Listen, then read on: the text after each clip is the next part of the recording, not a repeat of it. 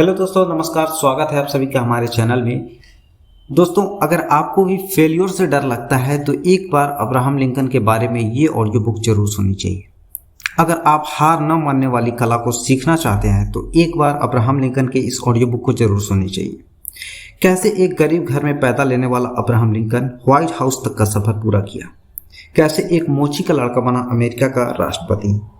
मैं आपको भरोसा दिलाता हूं कि ये ऑडियो बुक सुनने के बाद में आप कहेंगे कि वाह, जिगरा हो तो अब्राहम लिंकन जैसा। ये कहानी है जब अमेरिका आज भी संसार में धन और शक्ति की दृष्टि से सर्वोपरि माना जाता है। संसार के अधिकांश राष्ट्र उसके कर्जदार हैं और सबसे अधिक सैन्य सामग्री उसके ही पास है। पर इतनी समृद्धि और सामर्थ्य होने पर भी वहाँ सामाजिक शांति का बड़ा अभाव है। लूट मार, अपहरण, हत्या, आत्महत्या की जितनी घटनाएं वहाँ होती है उतनी शायद ही किसी अन्य देश में होती होंगी। सब प्रकार के साधन होते हुए भी इस तरह का अशांत, असंतुष्ट जीवन व्यतीत करना इस बात का चिन्ह है कि वहाँ के समाज में कोई ऐसी बड़ी त्रुटि है जिससे वे वास्तविक सुख से वंचित ही रह जाते हैं। ये कहानी है जब धन के लोभी कुछ नरपिशाचों ने अफ्रीका के निरीह हबशियों को जबरदस्ती पकड़कर गुलाम के रूप में अमेरिका में बेचना शुरू किया। उस समय अमेरिका की आबादी कम थी, जमीन जितनी चाहे पड़ी हुई थी। बस वहां के गोरों ने इन काले लोगों से पशुओं की तरह काम लेकर अपने वैभव की वृद्धि करनी आरंभ की। वे लोग हबशियों को मनुष्य नहीं समझते थे और उसके साथ कैसा भी व्यवहार कर सकते थे। हबशी दास को मार डालने पर भी कोई कानूनी प्रतिबंध न था और वास्तव में प्रतिवर्ष सैकड़ों दास अधिक क्रूर प्रकृति के मालिकों द्वारा मार दिए जाते थे। हबशियों की संतान, स्त्री, बच्चे सब मालिक की अचल संपत्ति की तरह माने जाते थे और उनको पीढ़ी दर पीढ़ी एक ही मालिक की दास्तां करनी पड़ती थी जब तक वह स्वयं को उसे किसी दूसरे के हाथ बेच न दे। अगर भीषण कष्टों को सहन न कर सकने के कारण कोई दास भाग जाता तो जानवरों की तरह उसका पीछा और खोज की जाती थी और उसे पकड़कर पहले से अधिक यंत्रणाएं दी जाती थी। इसी गुलामी की अन्यायपूर्ण प्रथा ने अमेरिकन लोगों के स्वभाव में अनेक ऐसे दोष उत्पन्न कर दिए जिससे उनमें स्वार्थपरता, अनुदारता आदि दुष्प्रवृत्तियों का बाहुल्य हो गया। एक अटल सिद्धांत है कि जो व्यक्ति अधिकांश में जैसे वातावरण में रहता है, जैसा व्यापार धंधा रोजगार करता है, उसका स्वभाव भी तदनुकूल वैसा ही बन जाता है। हमने देखा है कि पुलिस के जो कर्मचारी गिरफ्तार व्यक्तियों को मारते पीटते गाली देते रहते हैं, वे अपने घर में भी प्रायः वैसा ही व्यवहार करने लगते हैं। एक कहावत है कि अभ्यास एक प्रकार की प्रकृति ही बन जाता है। जैसे वेश्याओं के, दुराचारियों के पड़ोस में रहने वाला व्यक्ति यदि चरित्रहीन बन जाए तो सट्टा, जुआ आदि के समीप रहने वाला जुआरी हो जाए तो इसमें कोई आश्चर्य नहीं है। इसलिए यह उपदेश दिया गया है कि आत्मकल्याण का अभिलाषी सदा सत्संग और आत्मोत्थान के उपयुक्त वातावरण में ही रहे। अब्राहम लिंकन एक व्यक्ति था जिसने अमेरिका को इस कलंक से मुक्त करने के लिए अपने ही देशवासियों से युद्ध करने का खतरा उठाया और अंत में इसी उद्देश्य की पूर्ति में अपना बलिदान कर दिया। उनके हृदय में आरंभ से ही मानव मात्र की समता और मातृभाव की भावना उत्पन्न हो गई थी और जब कभी वे किसी दास पर जुल्म होते देखते थे तो उनको दुख होता था। उन्होंने एक हबशी लड़की को नीलाम होते देखा। खरीदार उसे चुटकी काटकर और घोड़ों की तरह चला फिरा कर देख रहे थे। इससे लिंकन का हृदय ग्लानि से भर गया। उन्होंने उपस्थित जनों से कहा, मैं ईश्वर के नाम पर प्रतिज्ञा करता हूं कि अगर कभी उपयुक्त अवसर मिला तो इस पापपूर्ण प्रथा को जड़ मूल से उखाड़ कर फेंक दूंगा। लिंकन का गरीबी का जीवन। लिंकन एक बहुत गरीब परिवार में उनका जन्म हुआ था। उसका पिता बढ़ई का काम करता था। वह लकड़ी की छोटी कुटिया बनाकर उसी में परिवार सहित रहता था। उसे शिकार का भी बहुत शौक था और वह सोचता था कि उसका पुत्र अब्राहम भी बड़ा होकर बढ़ई और शिकारी बनेगा। गरीबी के कारण बचपन में लिंकन के पढ़ने की कोई व्यवस्था नहीं हो सकी। उसे प्रायः पानी भरने, सफाई करने, चक्की पर आटा पिसाने आदि का काम करना पड़ता था। उसका शरीर लंबा और मजबूत था और 7 वर्ष की आयु में ही वह काफी बड़ा दिखलाई पड़ने लग गया था। इस अवस्था में भी उसे पढ़ने का शौक था और जब कभी अवसर मिलता किसी से 2-4 अक्षर सीख लेता था।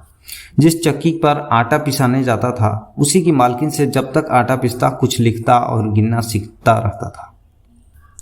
लिंकन ने एक छोटा सा कमजोर कुत्ता सड़क पर पाया। उसे उस अनाथ प्राणी पर बड़ी दया आई और उसे घर ले आया। वह कुत्ता भी उसे बड़ा प्रेम करने लगा। वह चक्की तक उसके साथ जाता था। एक बार किसी लड़के ने अकारण कुत्ते को मार दिया तो लिंकन ने उस लड़के को उठाकर जमीन पर पटक दिया और उससे प्रतिज्ञा करा ली कि वह कभी इस प्रकार कुत्तों को न मारेगा। इसी अवसर पर लिंकन के पिता ने अपने निवास स्थान को त्याग कर इंडियाना स्टेट में जाकर रहने का निश्चय किया। वह प्रदेश अधिक उपजाऊ था और हरा भरा था। वहाँ शिकार के लायक जानवरों की भी बहुत आयत थी। वहाँ एक जगह पसंद करके उन्होंने जंगल को साफ करके लकड़ियों के गट्ठों का एक अहाता बनाया, जिसको 3 तरफ से बंद करके चौथी तरफ खुला रखा गया था। इस तरफ सदा अग्नि जलती रहती थी, जिसके घर गर्म रहता था और जंगली जानवर पास नहीं आ पाते थे। आरंभ में तो इन लोगों को शिकार करके ही जीवन निर्वाह करना पड़ा। फिर धीरे धीरे जंगल काटकर कुछ एकड़ जमीन का पट्टा अपने नाम करा लिया और उसकी कीमत का चौथाई भाग $80 पहली किस्त के रूप में सरकारी खजाने में जमा करा दिया। दूसरे ही वर्ष उस नई बस्ती के निवासियों में एक प्रकार का रोग फैल गया, जिसका कारण किसी जहरीली पौधों के खाने से पशुओं के दूध का विषाक्त हो जाना था। इसके फल से अनेक लोग मर गए, जिसमें लिंकन की मां भी थी। इससे लिंकन और उसकी छोटी बहन बड़ी मुसीबत में पड़ गए थे। थोड़े दिन बाद उसका पिता ने एक अन्य विधवा स्त्री से विवाह कर लिया। इसके पहले पति से 3 बच्चे थे जो साथ में आए। यह नई स्त्री अधिक होशियार और गृह प्रबंध में अधिक चतुर थी। उसने थोड़े ही दिन में सुव्यवस्था द्वारा उस घर से गरीबी और गंदगी को हटाकर काया पलट कर दी। वह 5 बच्चों को समान रूप से प्रेम करती थी और उसने शीघ्र ही सबके स्कूल जाने की व्यवस्था कर दी थी। धीरे धीरे वहाँ अन्य लोग आकर बसते रहे और कुछ समय में वहाँ एक बड़ा गांव बस गया। अब अब्राहम काफ़ी बड़ा, खूब मजबूत हो गया था और लोग उसे पहलवान की तरह मानने लगे थे। वह धर्म देशों तथा राजनीतिज्ञों की ऐसी बढ़िया नकल कर लेता था कि सुनने वाले हंसते हंसते लोटपोट हो जाते थे। वह अपने समस्त कामों की तरफ से ऐसा लापरवाह रहता था कि लोग उसे आलसी समझने लगे थे। पर वह हर तरह की पुस्तकों को पढ़ने का शौकीन था और किसी भी विषय पर बातचीत चलने पर उनके उदाहरण सुना दिया करता था। स्वावलंबन द्वारा प्रगति। 17 साल की आयु में अब्राहम ने एक नाविक की नौकरी कर ली। उसे लगभग ₹1 रोजाना मजदूरी मिलती थी, जो उस जमाने में भी कम ही थी। उसे ओहियो नदी पर तरह तरह की नावों और स्टीमरों का रंग बिरंगे मनुष्यों और सामग्री सहित आना जाना एक बढ़िया दृश्य जान पड़ता था। 19 साल की आयु में उसने उस कम मजदूरी वाले काम को छोड़ दिया और एक बड़े स्टीमर पर नौकर होकर अपने गांव से लगभग 1000 मील दूर न्यू ऑरलिन्स के बड़े नगर तक जाने का निश्चय किया। न्यू ऑरलिन्स में उसने नया ही दृश्य देखा और वह स्थान उसे बड़ा हलचलपूर्ण जान पड़ा। वहाँ उसे इतनी संपत्ति दिखाई पड़ी जिसका कोई हिसाब नहीं था। वहाँ लोग फ्रांसीसी, स्पेनिश, पुर्तगालीस और तरह तरह की भाषाओं में पुकार पुकार कर काले गुलामों से तंबाकू, चीनी आदि के बारे में जहाज़ों पर चढ़वाने और उतरवाने में लगे हुए थे। जब वह वहाँ से घर वापस आया तो अपनी कमाई के $24 पिता को दे दिए। अब्राहम का पिता इंडियाना को छोड़कर इलियानास रियासत में जाकर बस गया। कुछ समय बाद उसने स्वतंत्र होकर रहने की व्यवस्था की, क्योंकि अब वह 29 वर्ष की आयु का पूर्ण वयस्क हो गया था। वह एक बार फिर बड़ी नाव पर नौकर होकर न्यू ऑरलिन्स गया और वहां से लौटकर इलियानस में ही एक दुकान में नौकरी कर ली। यहाँ पर उसे शासन सभा के चुनाव में क्लर्क का काम करना पड़ा, जिससे राजनीति के संबंध में उसे कुछ जानकारी हो गई। कुछ समय बाद वह स्वयं स्थानीय शासन सभा के लिए उम्मीदवार हो गया, पर उसे बुरी तरह हारना पड़ा। तब उसे न्यू सालेम नामक स्थान में पोस्टमास्टर का काम कर लिया और 2 साल बाद फिर शासन सभा के लिए उम्मीदवार बना और सबसे अधिक मत प्राप्त करके सदस्य बन गया। इसी समय उसका प्रेम रटलेज नाम की युवती से हुआ। वह विवाह से पूर्ण ही उसकी मृत्यु हो गई और अब्राहम को सदैव उसका शौक बना रहा। अब्राहम अपने बचे हुए समय में कानून का अध्ययन करता रहता था और कुछ समय बाद उसने एक अन्य व्यक्ति के साझे में वकील का धंधा शुरू कर दिया। पर ये दोनों ही अपने धंधे की अपेक्षा राजनीति में अधिक अनुराग रखते थे, इसलिए थोड़े ही समय में असफल होकर कार्य बंद कर देना पड़ा। अब्राहम का विवाह एक बड़े घर की लड़की मेरिटाड के साथ हो गया। यद्यपि वे एक दूसरे से प्रेम करते थे, पर कई प्रकार से उसकी पत्नी उपयुक्त सिद्ध नहीं हुई। वह स्वभाव से कुछ दिखावटी, ईर्ष्यालु और फिजूल खर्च थी, पर वह अपने पति की योग्यता पर पूरा विश्वास रखती थी। अनेक बातों में वह अब्राहम से मतभेद भी रखती थी। उसके अत्यधिक सीधे साधे रहन सहन पर, जो अनेक समय फूहड़पन तक पहुंच जाता था, उसे बहुत डांटती फटकारती रहती थी। उदाहरण के लिए लिंकन वस्त्रों के टूटे बटनों की परवाह नहीं करते थे। खाते समय उनको छुरी कांटे का ठीक प्रयोग करना नहीं आता था। वे मेहमानों का भली प्रकार अभिवादन नहीं कर पाते थे। दफ्तर में कभी सफाई नहीं होती थी आदि। उधर वह एक महत्वाकांक्षी स्त्री थी, जो आरंभ से ही वाशिंगटन के प्रेसिडेंट भवन यानी व्हाइट हाउस में रहने के स्वप्न देखती रहती थी। यदि सच पूछा जाए तो लिंकन को हमेशा धकेल कर और पीछे पड़कर प्रेसिडेंट के पद तक पहुंचाने में उसका भी हाथ कुछ कम नहीं था। अन्यथा लिंकन जैसे सरल स्वभाव, परोपकार के व्रतधारी और रहन सहन में सर्वथा अलहड़ व्यक्ति का राजनीति जैसे तिकड़म और चालबाजी के क्षेत्र में आगे बढ़ सकना कठिन ही था। लिंकन स्वभाव से ही न्याय के पक्षपाती थे। जिस समय वे अमेरिका की केंद्रीय शासन सभा कांग्रेस के सदस्य चुने गए, उन दिनों अमेरिका ने मैक्सिको के खिलाफ युद्ध छेड़ रखा था। उसका उद्देश्य यही था कि मैक्सिको का कुछ भाग जीतकर अमेरिका में शामिल कर लिया जाए। यद्यपि मैक्सिको को सेना की संख्या ज़्यादा थी, पर उसने सैनिक युद्ध कला के अच्छे जानकार नहीं थे, जिससे अमेरिका के जनरल टेटर और हैचाक ने शीघ्र ही उन पर विजय प्राप्त कर ली और मैक्सिको का लगभग आधा भाग उनसे छीन लिया गया। लिंकन ने इस कार्य की हत्याकांड और डाकेलनी का भर्त्सना की, जिससे इलियानास रियासत के अनेक व्यक्ति, जहां से वे कांग्रेस के सदस्य चुने गए थे, उनके विरोधी हो गए। ईमानदारी और सच्चाई का व्यवहार। वकालत के धंधे में भी लिंकन इसी प्रकार की सच्चाई से काम लेता था। यद्यपि अधिकांश लोगों का यही विश्वास है कि यह पेशा बेईमानी का है। जो वकील जितनी अधिक चालाकी और झूठ से काम लेता है, उनकी सफलता उतनी ही अधिक होती है। पर लिंकन इसके ठीक विपरीत चलता था। इस संबंध में उसके जीवन चरित्र लेखक लॉर्ड चार्नवुड ने लिखा है, लिंकन का तरीका सदा यही रहता था कि जिस मामले को उसकी आत्मा स्वीकार नहीं कर लेती, उसकी पैरवी करने से वह इनकार कर दिया करता था।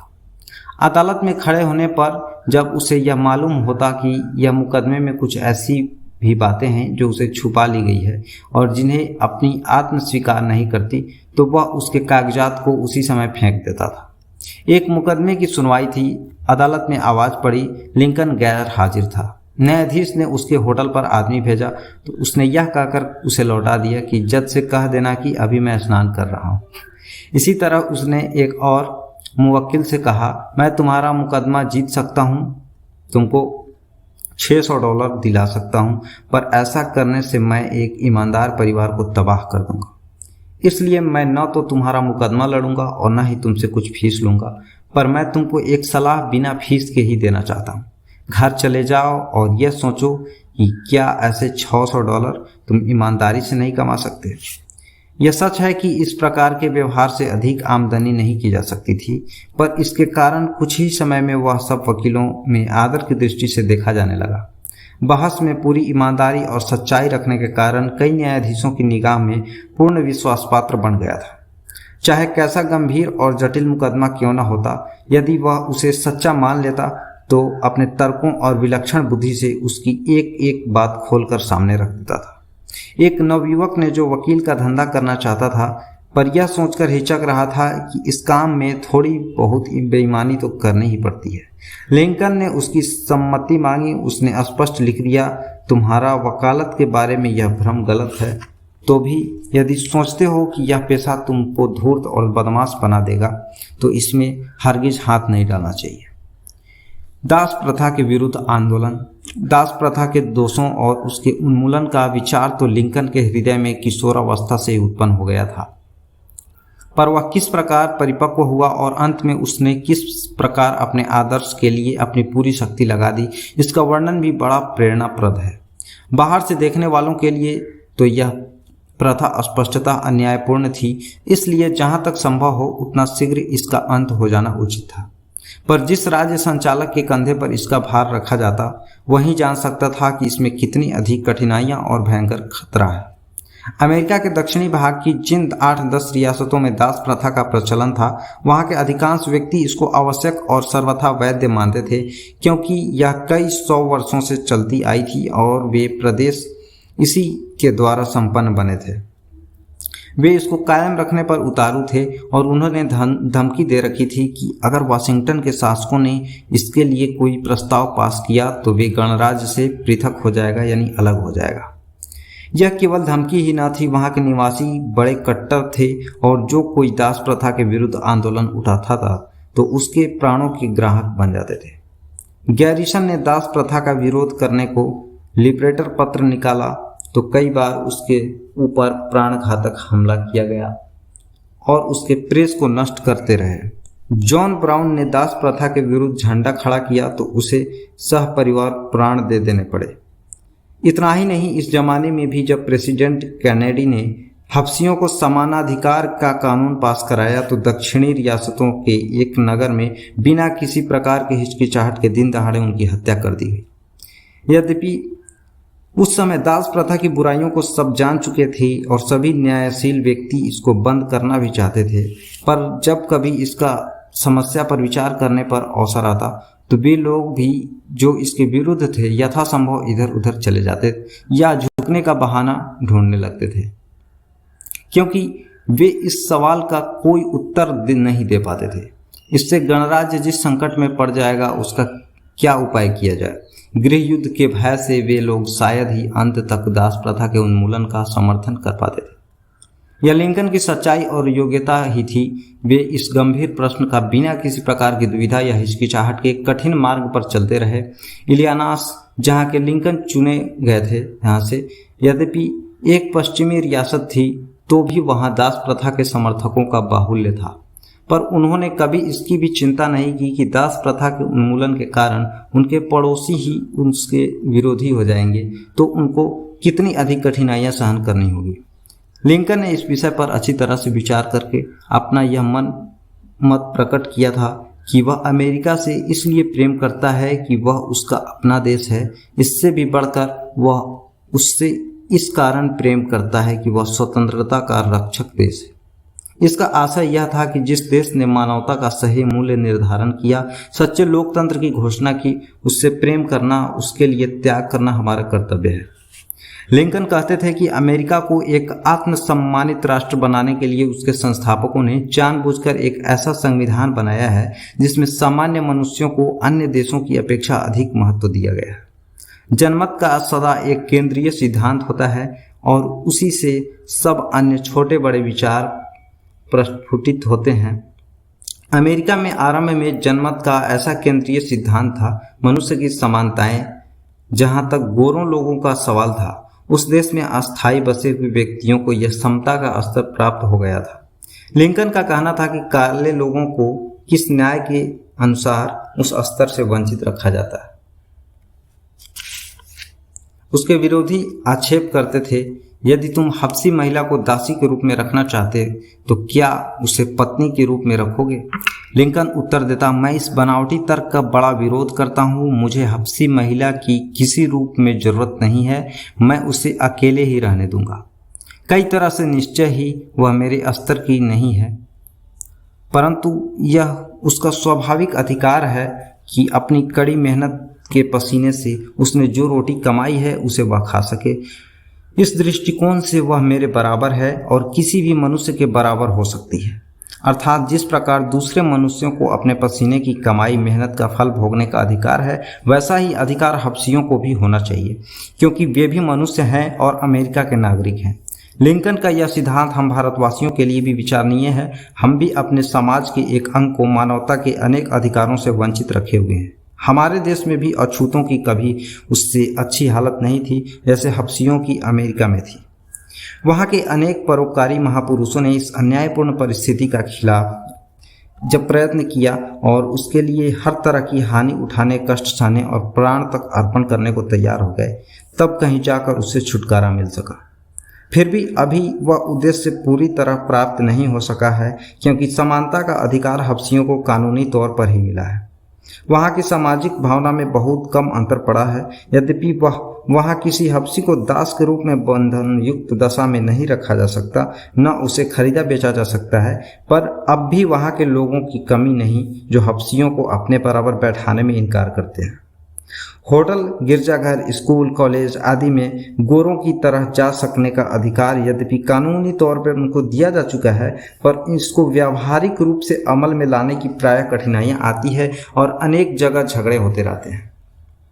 हमारे यहाँ अछूत नामधारियों की स्थिति भी लगभग ऐसी ही है। जैसा कि लिंकन ने कहा था, वह मनोवृत्ति राष्ट्र के उत्थान और विकास के लिए वांछनीय नहीं है। इसी प्रकार जब हम दूसरों के साथ न्याय करने को, उसके मानवीय अधिकार उनको देने के लिए तैयार न होंगे, तब तक स्वयं भी उनके अधिकारी नहीं बन सकते।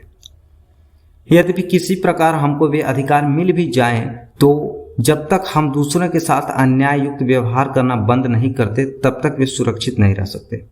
लिंकन इस तथ्य को भली भांति अनुभव करते थे और उन्होंने अमेरिकी शासन सभा में स्पष्ट शब्दों में यह कह दिया था कि अमेरिका कभी भी एक राष्ट्र के रूप में नहीं टिक सकता अगर उसके आधे हिस्से में दास प्रथा चलती रही। अमेरिका की इस दक्षिणी रियासतों में यह कलंकपूर्ण दास प्रथा इतनी जड़ जमा चुकी थी कि लिंकन भी समय समय पर उसे मिटा सकने के संबंध में हताश हो जाता था। एक बार उसने कहा, यदि सभी दासों को मुक्त करके मैं गणराज्य को बनाए रख सकता हूं तो मैं ऐसा ही करूंगा, और यदि मैं कुछ दासों को मुक्त करा के और दूसरों की मुक्ति नहीं दिला करके भी गणराज्य को बचा सकूं तो मैं वह भी करने को तैयार हूं। इससे प्रकट होता है कि लिंकन की अंतरात्मा दास प्रथा के सर्वथा विरुद्ध थी और दासों पर होने वाले अन्याय अत्याचारों से उसे बड़ी पीड़ा अनुभव होती थी। पर देश की एकता की रक्षा के लिए वह विवश होकर कुछ झुकने को तैयार था। उसका आशय यह भी था कि दास प्रथा का अवैध होना सिद्धांत रूप से मान लिया जाए, व्यवहार रूप से वह धीरे धीरे समाप्त की जा सकती है। दास प्रथा के विरुद्ध आंदोलन करने में लिंकन को सबसे अधिक टक्कर स्टीफन डगलस से लेनी पड़ी, जो कई वर्ष तक उसका प्रतिद्वंदी बना रहा और उसके निर्वाचन क्षेत्र में हर जगह उसका विरोध करता रहा। डगलस का कहना था कि दक्षिण रियासतों का अधिकार है कि वे यदि दास प्रथा को उचित समझती है तो उसे अपने यहाँ जारी रखेगी। लिंकन ने इस आधार पर इसका विरोध किया कि मानव मात्र को स्वतंत्र रहने का अधिकार है और इसका हनन करना एक पाप कार्य है। डगलस के साथ लिंकन का मुकाबला 3 महीने तक चलता रहा। लिंकन सीधी और सच्ची बात कहता था जो श्रोता के हृदय को छू लेती थी। डगलस यद्यपि हल्के तर्क, सस्ती भावनाओं से काम लेता था, पर उसकी भाषण कला ऐसी विनोद प्रिय और लुभावनी थी कि वह उसको जोर से सिद्धांतों की कमी पूरी कर लेता था। इन दोनों के भाषण एक स्थान से दूसरे स्थान में लगातार जारी रहे। इस भाषण संघर्ष का वर्णन करते हुए एक लेखक ने कहा है, लिंकन इतना गरीब था कि उसे किसी बात की सुविधा प्राप्त नहीं थी। वह एक स्थान से दूसरे स्थान की कष्टप्रद यात्रा करता था और भीड़ भरी सरायों में ठहरता था। रेलों के अधिकारी उसकी ओर आंख उठाकर भी नहीं देखते थे। उसके विपरीत डगलस एक ख्याति प्राप्त राजनीतिज्ञ था। उसे सभी तरह की सुविधाएं प्राप्त थी। जब भी रेल में यात्रा करता था तो उसके लिए आरामदेह डिब्बा रहता था और अधिकारी भी उसकी सुविधा की ओर विशेष ध्यान देते थे। वैसे यह चुनाव का बुखार काफ़ी तीव्र और उत्तेजक होता ही है, परंतु लिंकन ने जो इस चुनाव में साधनहीन होकर भी डटकर संघर्ष किया वह अमेरिकी राजनीति के इतिहास में निराला ही है। इससे छुटकारा पाते ही इस अज्ञात व्यक्ति को अचानक महानता मिली, परंतु वह ऐसा व्यक्ति था जिसने अपने सिद्धांतों को व्यवहारिक रूप दे देने में अत्यंत कठोर श्रम किया था। इसमें संदेह नहीं कि दुनिया पहले ऊपरी तड़क भड़क से प्रभावित होती जाती है और लक्ष्यदार बातों में बह भी जाती है, पर सत्य में भी बड़ी भारी शक्ति है। वह धीरे धीरे प्रकट होती है पर दिखावटी अस्थायी होती है। इसलिए जो मनुष्य सार्वजनिक और निजी जीवन में सत्य का आश्रय लेता है वह अंत में पूरी तरह सफल होता है। सादगी में महानता का उदाहरण। जैसा आरंभ में ही बतलाया जा चुका है कि लिंकन आरंभ से ही गरीबी में पले थे और सकल सूरत पहनावे आदि की निगाह से बहुत ही मामूली आदमी समझे जाते थे। इस पर भी वे अमेरिका जैसे धन प्रधान देश में उन्नति करके सर्वोच्च पद राष्ट्रपति के दर्जे तक पहुंच सके। यह एक अद्भुत घटना ही मानी जाएगी। जिस समय वे डगलस के मुकाबले चुनाव का दौरा कर रहे थे, उस समय का वर्णन करते हुए एक दर्शक ने लिखा है, लिंकन इतना कुरूप और बेढंगी बनावट का था कि मैंने ऐसी आकृति आज तक कभी नहीं देखी। बोलते समय वह जिस स्तर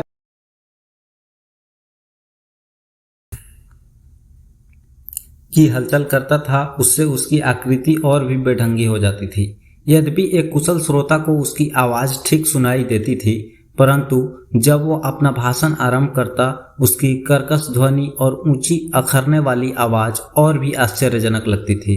परंतु उसमें एक विलक्षणता थी जो दर्शकों को आकर्षित कर लिया करती थी, और एक बार जनता का ध्यान आकर्षित हो जाने पर वे उसकी आंतरिक सरलता पर मोहित होकर चित्रवत हो रह जाते थे।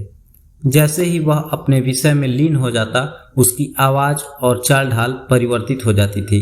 उसके शब्दों में गहराई झलकने लगती थी, ऐसा गहराई जिसने उसके शत्रुओं को भी लुभा लिया था।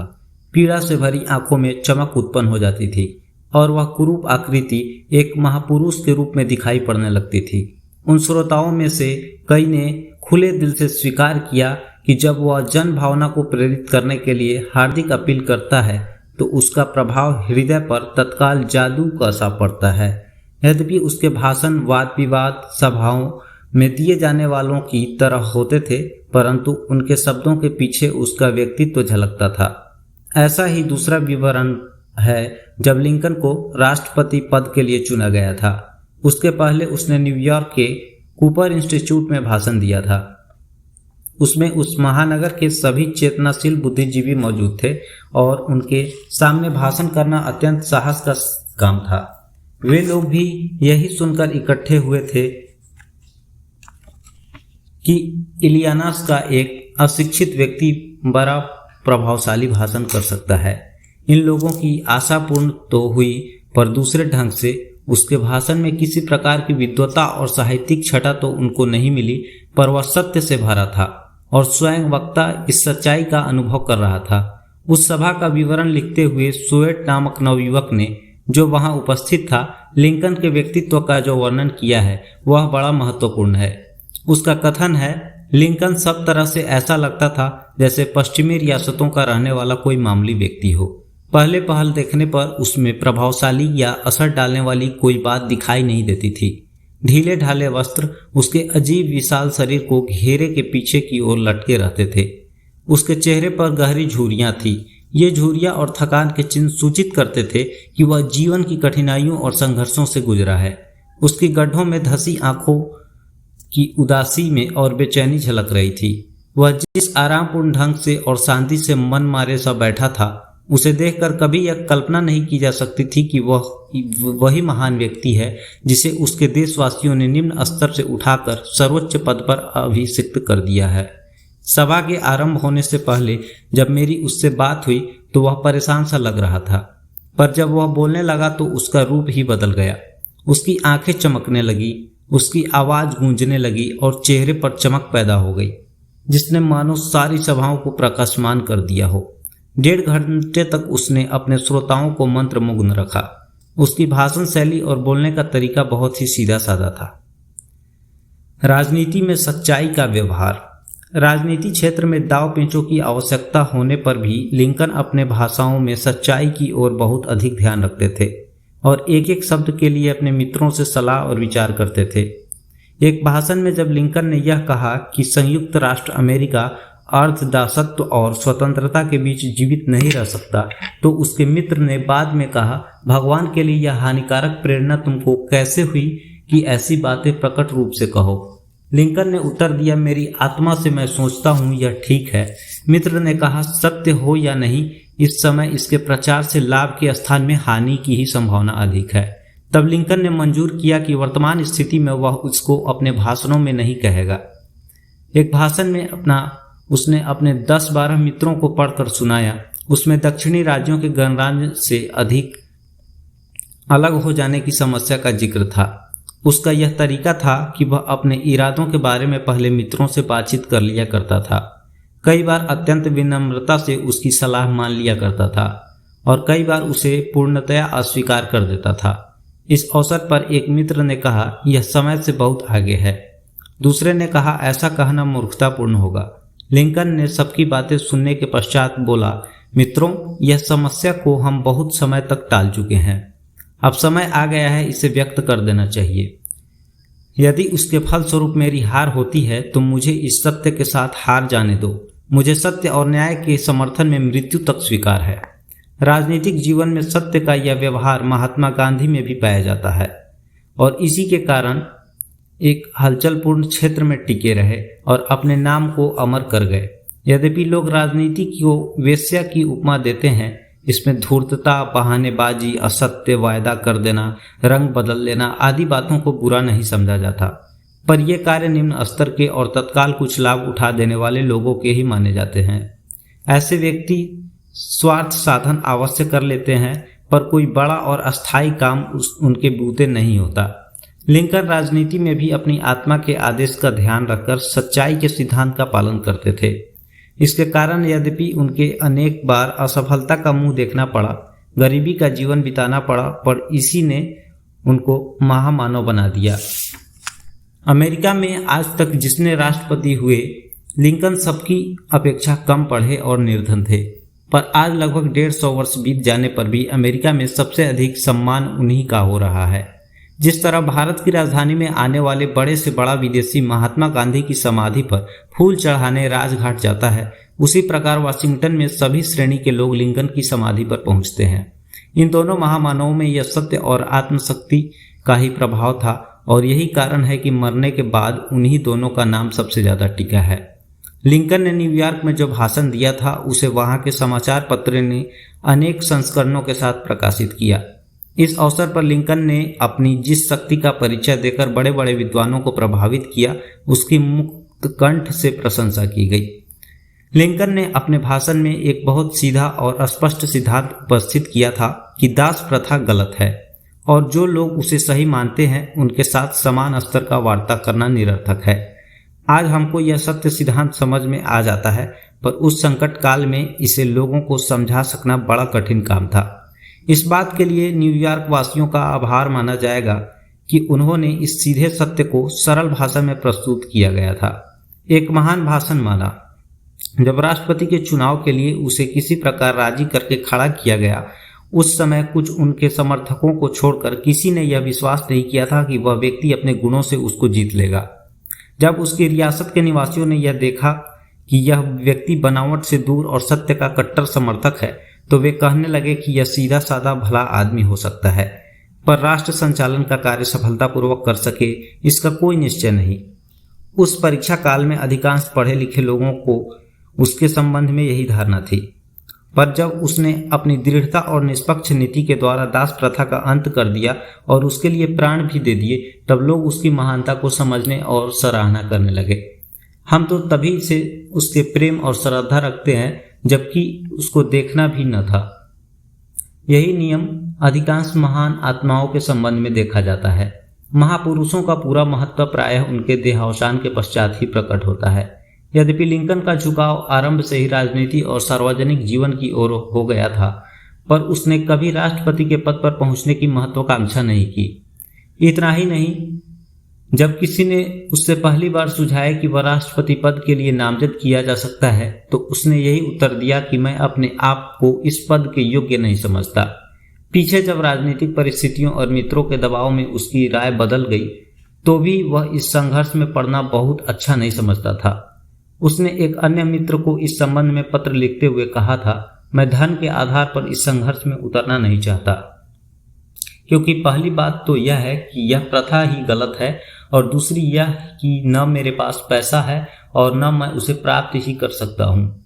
वास्तव में राजनीति में धन को स्थान मिल जाने से प्रजातंत्र का महत्व ही रह जाता है।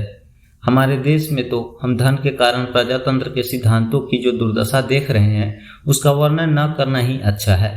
जहाँ निर्लजता पूर्वक वोटों की बिक्री होती हो, वहाँ चुनाव संबंधी अन्य नैतिक सिद्धांतों का रक्षा तो प्रश्न ही नहीं उठता। यही कारण है कि हमारे यहाँ की जनता का प्रजातंत्र पर से विश्वास निरंतर घटता जा रहा है और इस युग में भी राजतंत्र का गुणगान करने लगते हैं। हमारे देश के सार्वजनिक कार्यकर्ताओं को इस विषय में लिंकन के कथन से शिक्षा ग्रहण करनी चाहिए। दक्षिणी रियासतों से समझौते का प्रयत्न। अमेरिकन राजनीति बहुत समय से दो दलों में बटी है, एक डेमोक्रेट और दूसरा रिपब्लिकन। रिपब्लिकनों ने अमेरिका का बुद्धिजीवी और प्रगतिशील वर्ग सम्मिलित है और डेमोक्रेट्स में अधिकांश परंपरावादी और किसान हैं। इसके सिवाय वहां के सार्वजनिक कार्यकर्ता उत्तरी, पूर्वी, पश्चिमी और दक्षिणी रियासतों के नाम पर भी अपनी विशेषता को प्रकट किया करते हैं। यद्यपि देश में प्रायः डेमोक्रेटों का बहुमत रहने से उनके हाथों में शासन सत्ता अधिक रहती है, फिर भी जब किसी बड़े सिद्धांत के ऊपर जनमत अनेक हिस्सों में बढ़ जाता है तो रिपब्लिकनों ने की भी प्रधानता हो जाती है। लिंकन के राष्ट्रपति बनने के अवसर पर ऐसा ही हुआ था। दास प्रथा और गणराज्य की एकता के प्रश्न पर उत्तर और दक्षिण के डेमोक्रेटों में तीव्र मतभेद हो गया था, जिससे उनकी तरफ से एक के बजाय दो उम्मीदवार खड़े कर दिए गए। इसी आधार पर रिपब्लिकनों की जीत हो गई। यदि यह सुयोग न मिलता तो लिंकन का राष्ट्रपति चुना जाना संभव न था, पर इस अवसर पर राष्ट्रपति का पद ग्रहण करना लोहे के चने चबाना जैसा था और लिंकन का देश के बुद्धिमान और अनुभवी लोगों ने इसी आधार पर समर्थन किया कि वह अपने सिद्धांतों का पूर्ण रूप से दृढ़ रहने वाला और कर्तव्यपरायण व्यक्ति है। दास प्रथा के उन्मूलन के प्रश्न ने इस समय बढ़ते बढ़ते अत्यंत गंभीर और संकटपूर्ण रूप ले लिया था और देश के सामने यह समस्या अंतिम रूप में उपस्थित हो गई थी कि वह गणराज्य की रक्षा और दास प्रथा के उन्मूलन में से किसी एक को चुन ले। पर ये दोनों की ही बातें ऐसी थी जिसमें से किसी को स्वीकार कर लेना किसी भी व्यक्ति का सदैव के लिए पतन कराने वाला था। दास प्रथा अमेरिकन संविधान के समान अधिकार और मनुष्य मात्र के साथ पूरा न्याय वाले सिद्धांत के विरुद्ध थी और अब वह ऐसा रूप धारण कर रही थी कि अन्य रियासतों में भी उनके फैल जाने की संभावना थी। दूसरी ओर गणराज्य का विघटन भी मामूली बात न थी। जिस लोकतंत्र की स्थापना और रक्षा के लिए पूर्वजों ने प्राण दिए और जिसमें मानवीय अधिकारों की पवित्रता के नाम पर अनेकों होनहार व्यक्ति बलिदान हो गए, उसे खंड खंड हो जाने देना, निर्बल और निस्तेज बनने देना भी घोर कलंक का कारण बन जाता। इसलिए अधिकांश लोग इस भार को कंधे पर लेते हुए भय से कांपते थे। स्वयं लिंकन भी इस भारी जिम्मेदारी और उसके खतरों को पूरी तरह समझते थे। तभी उन्होंने जब वे अपने घर से विदा ले रहे थे, रेलगाड़ी की गैलरी में खड़े होकर उपस्थित जनों को संबोधन करते हुए कहा, मेरे मित्रों, मुझे आज तुम्हें छोड़ते हुए जो दुख हो रहा है उसे मेरी जैसी परिस्थिति में कोई भी व्यक्ति व्यक्त नहीं कर सकता। इस जगह और यहाँ के लोगों की मेरे ऊपर जो कृपा रही है वही मुझे आज इस योग्य बना सकी है। यहाँ 25 वर्ष तक रहा, युवावस्था से वृद्धावस्था में पहुंचा। यही मेरे बच्चों ने जन्म लिया, जिनमें से एक यहीं दफन भी किया गया है। मैं अब इस स्थान को छोड़ रहा हूँ, यह नहीं जानता कि कभी यहाँ लौटकर आ सकूंगा अथवा नहीं। मेरे सामने इतना बड़ा काम है जो राष्ट्रपति वाशिंगटन के काम से भी अधिक भारी है। उस महान पिता परमात्मा की जिसने सदा वाशिंगटन का साथ दिया, कृपा के बिना मैं उनके सफल नहीं हो पाता। यदि इसकी सहायता मिल गई तो फिर असफल नहीं हो सकता। मेरा उसी नियंत्रता पर विश्वास है जो इस संकट में मेरे साथ है और आप लोगों के भी साथ है तथा सर्वत्र ही भले कार्यों में उपस्थित रहता है। इसी विश्वास के साथ हमको आशा करना चाहिए कि सब कुछ अच्छा होगा। आज मैं तुमसे हृदय से विदा लेता हूँ। वास्तव में लिंकन ने जिस काम का भार अपने ऊपर लिया था वह वाशिंगटन की अपेक्षा कठिन था। वाशिंगटन को बाहर वालों ने संघर्ष करना था जिसमें अमेरिका निवासी एक थे और उनकी सहायता कर रहे थे, पर लिंकन को गृह युद्ध की समस्या का सामना करना था जिसमें उसके ही देशवासियों का एक भाग उसका शत्रु और प्राणों का भूखा था। वाशिंगटन ने अपने काम को पूरा करने की काफी तैयारी कर ली थी, पर लिंकन को ऐसा अवसर कभी प्राप्त नहीं हुआ था। वह कुछ वर्षों में राजनीतिक वक्ता का कार्य अवश्य कर रहा था, पर उसे शासन करने का मौका कभी नहीं मिला था। फिर भी अब उसने देश की आवश्यकता को देखकर इस महान जिम्मेदारी को अपने ऊपर उठा लिया। एमर्सन के कथनानुसार नव राष्ट्रपति लिंकन उस तूफान को जन्म लेते देख रहा था जिसमें उसे राष्ट्र की नौका का कर्णधार बनाया गया था। यद्यपि लिंकन दास प्रथा के बहुत विरुद्ध था और उसे पवित्र मानवीय अधिकारों के लिए कलंक स्वरूप समझता था, तो भी देश की अखंडता और सरकारी कानूनों की रक्षा के लिए उसने आरंभ में हर तरह से यही प्रयत्न किया कि किसी प्रकार दक्षिणी रियासतों से समझौता हो जाए। वह यहाँ तक तैयार था कि दक्षिण वाले दास प्रथा में कुछ संशोधन कर दें और उसे स्वयं ही धीरे धीरे खत्म करने की योजना बनाकर तदनुसार कार्य करे, पर दक्षिण वाले बिल्कुल उल्टी चाल चल रहे थे। उन्होंने जिस दिन से लिंकन के राष्ट्रपति होने की संभावना समझी, उसी दिन से अपने रियासतों को गणराज्य से पृथक करने की तैयारी करने लग गए थे। एक रियासत कैरोलिना ने ऐसी घोषणा भी कर दी थी कि वे लोग इनके लिए भी प्रस्तुत हो रहे थे कि यदि केंद्रीय सरकार इसमें बाधा डाले तो उसके साथ युद्ध आरंभ कर दिया जाए। लिंकन के जीवन चरित्र लेखक लॉर्ड चार्नवुड ने इस संबंध में लिखा है, हम यह प्रश्न करें कि दक्षिण से युद्ध क्यों लड़ा गया। इसका उत्तर यह है कि दक्षिण के नेता और दक्षिणी लोगों के बहुमत के समकक्ष एक सर्वोच्च सर्वव्यापी लक्ष्य था, दास प्रथा को चिरस्थायी बनाना और आवश्यकता हो तो उसका विस्तार करना। इन लोगों ने ऐसे व्यक्तियों को भी अपने में सम्मिलित कर लिया था जो दास प्रथा के तो विरोधी थे, पर इस सिद्धांत को मानते थे कि प्रत्येक राज्य को यह अधिकार मिलना चाहिए कि वह चाहे गणराज्य में रहे चाहे उससे बाहर हो जाए। इसलिए युद्ध का वास्तविक कारण यही था कि उत्तरी भाग की जनता के विशाल बहुमत ने दक्षिण वालों का यह दावा अस्वीकार कर दिया कि दास प्रथा में वृद्धि की जाए, उसका विस्तार किया जाए। साथ ही उन्होंने इस सिद्धांत को मानने से इनकार कर दिया कि दक्षिण वाले गणराज्य से पृथक होकर उसे हानि पहुंचाने के लिए स्वतंत्र हो जाएं।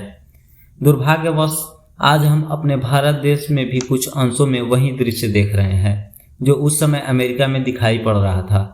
हमारे यहाँ की प्रांतवाद तरह तरह की कठिनाइयां उत्पन्न कर रहा है और लोग अपनी अपनी भाषा के नाम पर पृथकता फूट की भावनाओं को बढ़ावा दे रहे हैं। एकाध प्रांत ऐसा भी है और संयोगवश यहाँ भी वह दक्षिणी प्रांत ही है जहाँ कहीं भारतीय संघ शासन में पृथक होने की आवाज भी सुनाई पड़ती है। पर अमेरिका के अनुभव और उदाहरण से हम कह सकते हैं कि किसी भी देशभक्त और भारतीय नामधारी के लिए यह अनुचित है कि वह भारतीय अखंडता पर आघात करे अथवा उसे निर्बल बनावे। एक तो भारत के विरोधियों ने पहले ही संधि करके उसे दो भागों में विभाजित कर दिया है, जिसका दुष्परिणाम हम निरंतर अशांति के रूप में भोग रहे हैं। पर वह तो ऐसी बात थी कि लगभग हमारी शक्ति से बाहर थी और उस समय एक दृष्टि से भारतीय राष्ट्र का अस्तित्व ही न था। पर अब जिस राष्ट्र का निर्माण हमारे आत्म बलिदानी नेताओं ने किया है, उसके विपरीत आचरण करना, उसे जानबूझकर हानि पहुंचाने का कोई प्रयत्न करना एक अक्षम्य अपराध ही है, जिससे बचने का निश्चय हम सबको कर लेना चाहिए। लिंकन ने अंतिम क्षण तक यह कोशिश की कि दक्षिण वालों के साथ संघर्ष न किया जाए और दास प्रथा के प्रश्न को अभी जैसा का तैसा छोड़ दिया जाए, क्योंकि उस समय के अधिकांश अमेरिकन राजनीतिज्ञ और शासन संचालक दास प्रथा के प्रश्न को इतना महत्व नहीं देते थे कि उसके लिए आपस में युद्ध करके संपूर्ण राष्ट्र की प्रगति को खतरे में डाला जाए। लिंकन भी अपने साथियों की सम्मति के विरुद्ध कुछ करना उचित नहीं समझते थे और उनसे उस समय के एक मित्र को पत्र लिखते हुए एक बात स्पष्ट कर दी थी कि दक्षिण के भले आदमियों के संबंध में मुझे कोई शिकायत नहीं है। उनके सामने मैं सैकड़ों बार यह कह सकता हूं कि हम दास प्रथा में, जहां तक उसका रूप एक घरेलू मामले की तरह है, हस्तक्षेप नहीं करेंगे। परंतु मेरा पाला दक्षिण और उत्तर के भी ऐसे बुरे व्यक्तियों से पड़ा है जो चाहते हैं कि कोई नई चीज पैदा करके उसके नया जाल फैला दिया जाए। ये ऐसे आदमी हैं जो मुझे धमकाना चाहते हैं या कम से कम मुझे पर यह लांछन लगाना चाहते हैं कि मैं कायर या डरपोक हूं। फिर भी लिंकन ने अपनी तरफ से समझौते में कभी बाधा डालने की कोशिश नहीं की और उसने शासन सभा के अन्य सदस्यों को इस बात का पूरा मौका दिया कि वे समस्या का कोई ठीक हल निकालकर समझौते का मार्ग प्रशस्त करें। इसके लिए सीनेट के तरह 13 सदस्यों की एक कमेटी बना दी गई जो कई महीनों तक परिश्रम करती रही। पर जब दक्षिणी नेता उग्र रूप धारण करते रहे तो लिंकन ने यह सम्मति दी कि यदि हम लोग इस मामले पर बहुत अधिक झुकेंगे तो दास प्रथा का, उसकी वृद्धि का आंदोलन पूरे वेग से फट पड़ेगा और पड़ोसी राज्यों पर छा जाएगा। इस दशा में अब तक हमने इस प्रथा को मिटाने के लिए जितने भी प्रयत्न किए हैं वे सब निरर्थक हो जाएंगे। एक समय लिंकन ने राष्ट्रपति के पद की जब शपथ ली, उसमें अन्य बातों के सिवाय गृह युद्ध का भी जिक्र था और लिंकन ने अपनी नीति स्पष्ट कर दी थी। उसने कहा, जो अधिकार मुझे सौंपे गए हैं उनका प्रयोग सरकारी संपत्ति व सरकारी स्थानों को प्राप्त करके उन्हें बनाए रखने और कब्जे में रखने के लिए किया जाएगा। उसके साथ ही आयात कर ली वसूली की जाएगी। इसके आगे बढ़कर इस दिशा में सरकार आक्रमण नहीं करेगी। किसी भी स्थान पर कहीं भी जनता के विरुद्ध शक्ति का प्रयोग नहीं किया जाएगा। आगे चलकर उसने गणराज्य की अखंडता पर जोर दिया और बतलाया कि चाहे गृह युद्ध अधिक उग्र और लंबा रूप धारण कर ले, पर विभिन्न राज्यों की जनता में जो गहरे संबंध है वे टूट नहीं सकते। इसलिए अंत में हमारा पारिवारिक संबंध फिर से स्थापित होगा ही। उसने कहा, मेरे असंतुष्ट देशवासियों, गृह युद्ध का निर्णय मेरे हाथों में नहीं वरन तुम्हारे हाथों में है। सरकार तुम पर आक्रमण नहीं करेगी। यदि तुम स्वयं पहले आक्रमण नहीं करोगे तो तुम पर संकट आने का सवाल ही नहीं है। हम लोग शत्रु नहीं वरन मित्र हैं। भले ही हमारे भावनाओं में तनाव पैदा हो जाए, पर इसका अर्थ यह नहीं कि हमारे संबंध ही टूट जाएंगे। सिद्धांतों की रक्षा करते हुए एकता को स्थिर रखना प्रत्येक देश हितैषी का कर्तव्य है। ऐसा सुधार कैसे प्रशंसनीय है कहा जा सकता है जिसमें मूल वस्तु ही खत्म हो जाए। लिंकन ने देश की अखंडता की विघटनकारी शक्तियों का विरोध अवश्य किया, पर उसने अपने व्यवहार में कटुता या बदले की ऐसी भावना कभी नहीं आने दी जिससे दोनों पक्षों का मनोमालिन्य चिर अस्थायी हो जाए। युद्ध की आग जब बढ़ने लगी, अंत में दक्षिण राज्यों ने गणराज्य के विरुद्ध विद्रोह की घोषणा करके युद्ध आरंभ कर ही दिया। लिंकन ने जिस तरह राष्ट्रपति पद की शपथ ग्रहण की, उसके दूसरे ही दिन दक्षिण के समटर किले के सेनाध्यक्ष मेजर एंडरसन ने यही संदेश भेजा कि अगर उसे सामग्री और सैनिक शीघ्र ही प्राप्त नहीं हुए तो वह कुछ ही सप्ताह किले पर अधिकार कर सकेंगे। इधर केंद्रीय सरकार के सैनिक सलाहकार जनरल स्कॉट ने यह मत प्रदर्शित किया कि समटर किले की रक्षा के लिए 20,000 सैनिकों की आवश्यकता पड़ेगी, जिनकी इस समय व्यवस्था की जानी असंभव थी। युद्ध की सभी समस्याएं ऐसे ही पेचीदा थी जिसने लिंकन की परेशानी बढ़ने लगी। यह कोई विदेशी शत्रु से लड़ने का मामला न था, पर घरेलू झगड़ा था जिसमें कहीं भी एक मत दिखाई नहीं देता था। कांग्रेस और सीनेट के सदस्यों, सरकारी कर्मचारियों तथा सैनिक अधिकारियों में सर्वत्र मतभेद दिखाई पड़ता था। कोई दक्षिण वालों के स्वतंत्र होने को ठीक बतलाता था तो कोई इसके लिए उनकी भर्त्सना करता था। विदेशों की सरकारें भी जो अमेरिका से मनोमालिन्य का भाव रखती थी, इस झगड़े को भड़काना चाहती थी। स्वयं अमेरिका के सेनाध्यक्षों ने, जिनको लिंकन के दक्षिण के विरुद्ध सैनिक कार्रवाई का आदेश दिया, उसे मानने में टालमटोल की और एकाध ने उसी समय नौकरी भी छोड़ दी। इस तरह राष्ट्रपति का पद संभालते ही लिंकन के सामने एक बड़ी गंभीर समस्या उपस्थित हो गई। सभी जानकर राजनीतिज्ञ इन कठिनाइयों को पहले ही समझते थे, इसलिए देश के सर्वोच्च पद का प्रलोभन होते हुए भी कोई जल्दी से आगे नहीं बढ़ा था। लिंकन भी इस तथ्य को समझता था, पर वह बहुत पहले दासों की दुर्दशा से द्रविड़ होकर उनके उद्धार की प्रतिज्ञा कर चुका था और इस समय अपने देश की अखंडता को बनाए रखने की भी उसको चिंता थी। इसलिए उसने कर्तव्य पालन की दृष्टि से इस कांटों के ताज को पहन लिया था। अमेरिका में उस समय अधिक संख्या में तैयार सेना रखने का प्रचलन न था, इसलिए जब युद्ध छिड़ गया उस समय केंद्रीय सरकार के पास कुल 16,000 सेना थी, पर दक्षिण ने उसी समय 2-3 लाख सेना भर्ती कर ली थी। इसलिए लिंकन ने भी फौजी स्वयंसेवकों की मांग की और कुछ ही समय में 3 लाख के करीब व्यक्ति सेना में सम्मिलित हो गए।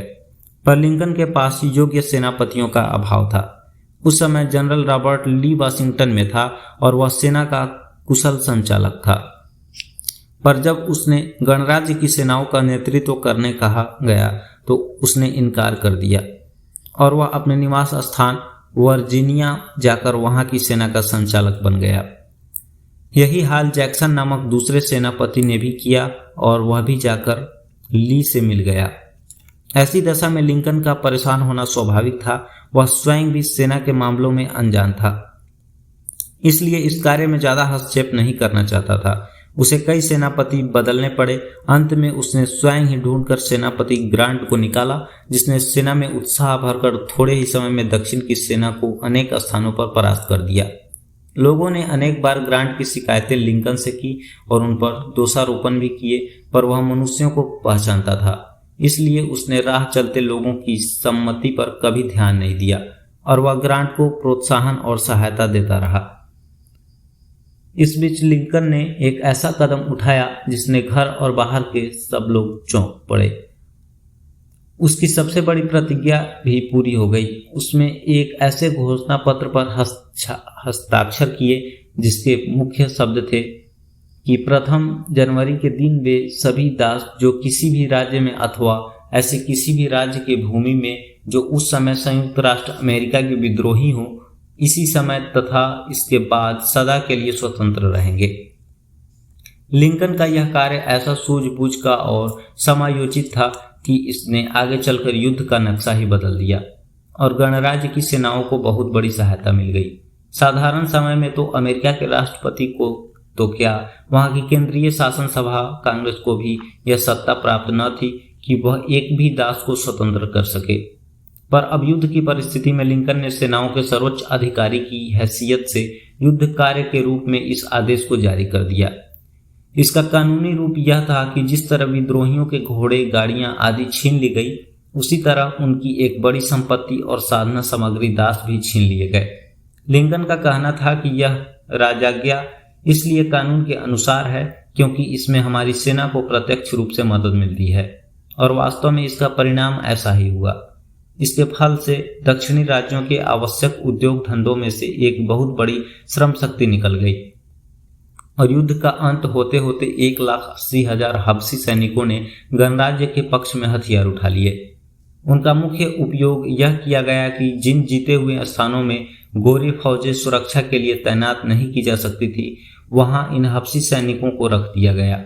लिंकन के कथनानुसार यह एक ऐसा महत्वपूर्ण कार्य था जिसके बिना युद्ध कभी समाप्त हो ही नहीं सकता था।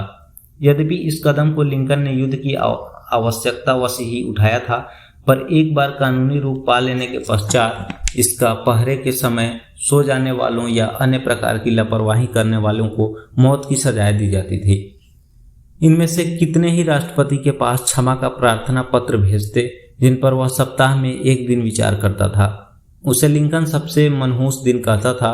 अपराधी के माता पिता या मित्र लगातार लिंकन से अपील करते रहते। एक समय तो ऐसा था जब वह क्षमा के लिए बहुत अधिक तैयार रहता था। वह कहता था, तुम नहीं जानते कि एक मनुष्य को मर जाने देना जितना कठोर है, जबकि यह संभव हो कि तुम्हारी कलम की लिखावट से उसकी जान बच सकती है।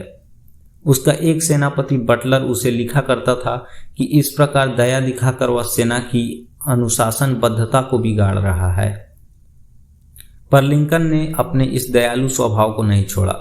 अनेक समय तो कांग्रेस का कोई सदस्य आधी रात को जबरदस्ती उसके सोने के कमरे में घुस जाता और उसे जगाकर किसी अपराधी के पक्ष में नए प्रमाण रखकर कहता कि इन पर तो विचार ही नहीं किया गया। लिंकन इससे असंतुष्ट नहीं होता और उसी समय निर्णय कर देता, अच्छा, मैं नहीं समझता कि उसे गोली मारने से कोई लाभ होगा। इस संबंध में बारमोट के एक किसान के लड़के की कहानी बहुत प्रसिद्ध है, जिसे बाद के लेखकों ने बहुत कुछ तोड़ मरोड़ कर डाला है। वह युवक बहुत दूर से पैदल चलकर आया था और अपना पहरा देने के पश्चात अपने एक बीमार साथी के बदले भी पहरा देने को तैयार हो गया, पर अत्यंत थकावट के कारण उसे नींद आ गई।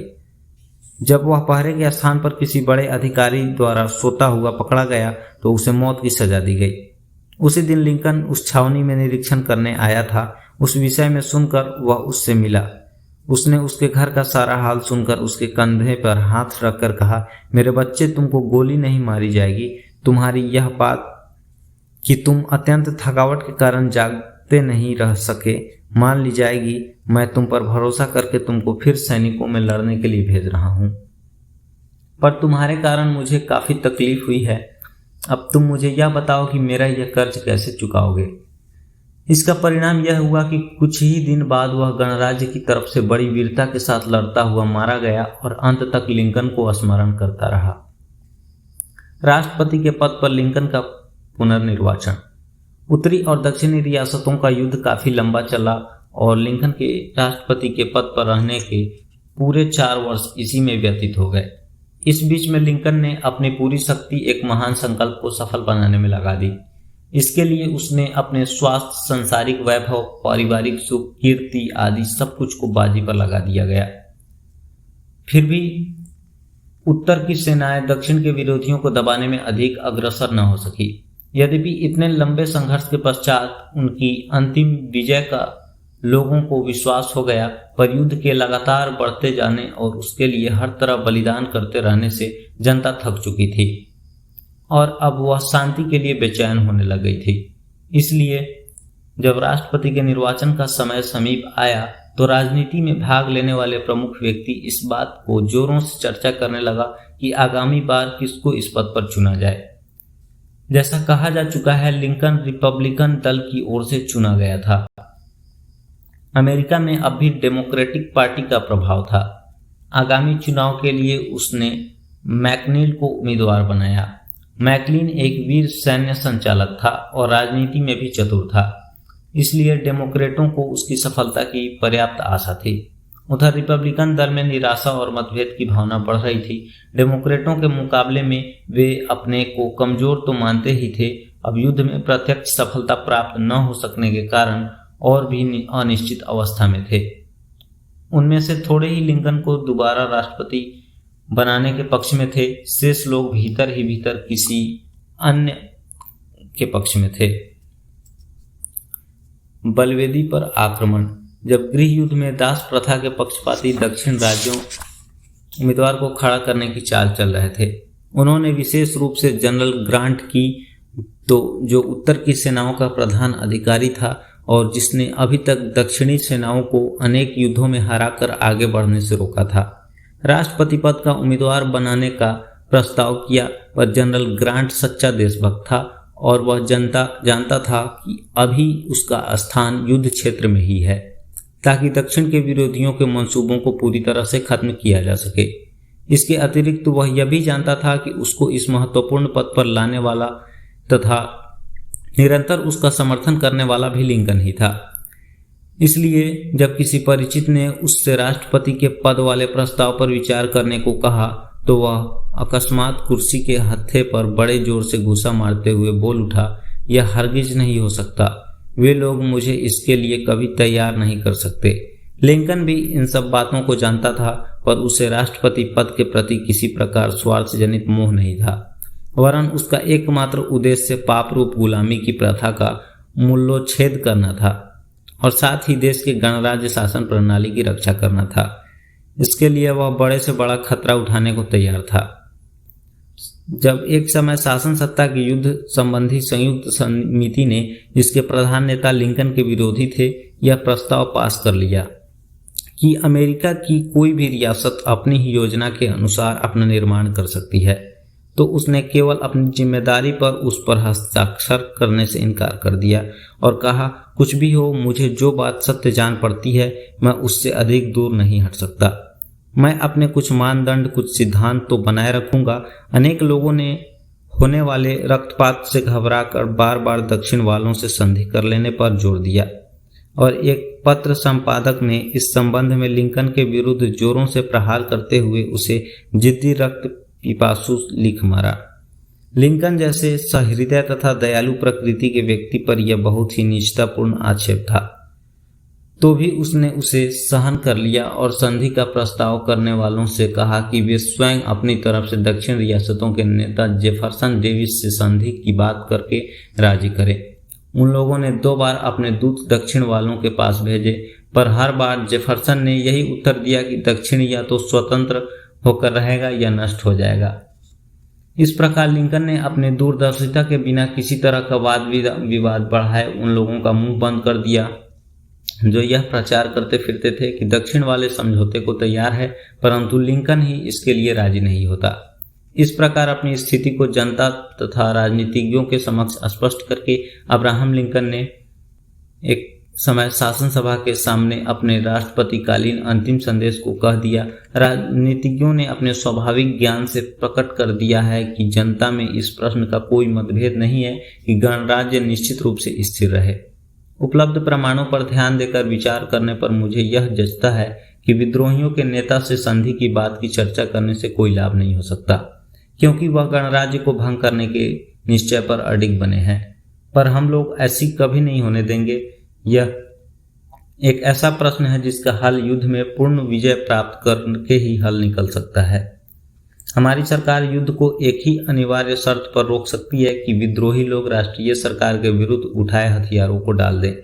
लिंकन ने संधि चर्चा की बात से कभी इनकार नहीं किया, क्योंकि वह आपसी रक्तपात से बहुत दुखी था, पर साथ ही उसने अपने सेनापति ग्रांट को सख्त आदेश दे रखा था कि वह कहीं जरा सी भी सुस्ती या ढील न करे, क्योंकि दास प्रथा का उन्मूलन तथा गणराज्य की रक्षा इसी पर निर्भर है कि विद्रोहियों को पूरी तरह हरा दिया जाए।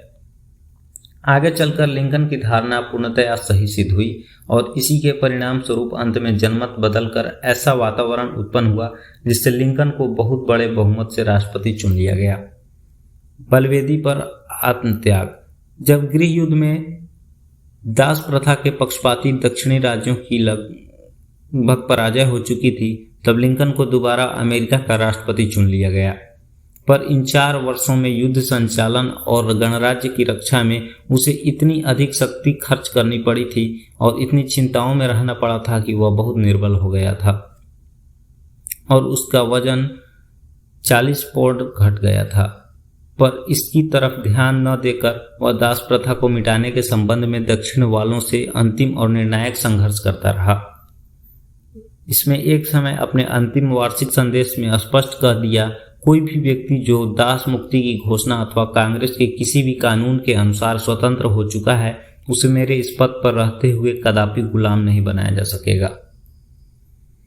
लिंकन को जब दोबारा राष्ट्रपति पद पर ग्रहण किया गया, इसके 1 महीने बाद दक्षिण की सेनाओं ने गणराज्य की सेनाओं के सम्मुख आत्मसमर्पण कर दिया। इस विजय के उपलक्ष्य में वाशिंगटन में एक नाटक का अभिनय किया गया। लिंकन अपने पत्नी सहित उसे देखने गया। वहीं पर दक्षिणी राज्य वर्जीनिया के एक बड़े षड्यंत्रकारी ने चोरी से लिंकन के पास पहुंचकर गोली मार दी। जिस कार्य को दक्षिण वालों ने खुले मैदान में नहीं कर सके, उसे उन्होंने इस प्रकार कपट का आश्रय लेकर पूरा किया।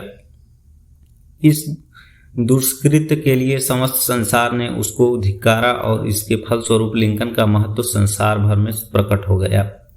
अब जबकि वह चल बसा, लोगों ने उसकी महानता को पूरी तरह अनुभव किया। सब लोग इस पर आश्चर्य करते थे कि एक बिना पढ़ा लिखा आदमी किस प्रकार इतना प्रभावशाली वक्ता और प्रसिद्ध राजनीतिज्ञ बन सका। उसने अपने प्राण त्याग दिए, पर अपनी मृत्यु के द्वारा भी वह दक्षिणी और उत्तरी राज्यों के संघर्ष से उत्पन्न कटुता को कम करके दासों की स्वाधीनता के घोषणा पत्र पर एक ऐसी मुहर लग गया जिसे मिटा सकने में अभी तक कोई समर्थ नहीं हुआ।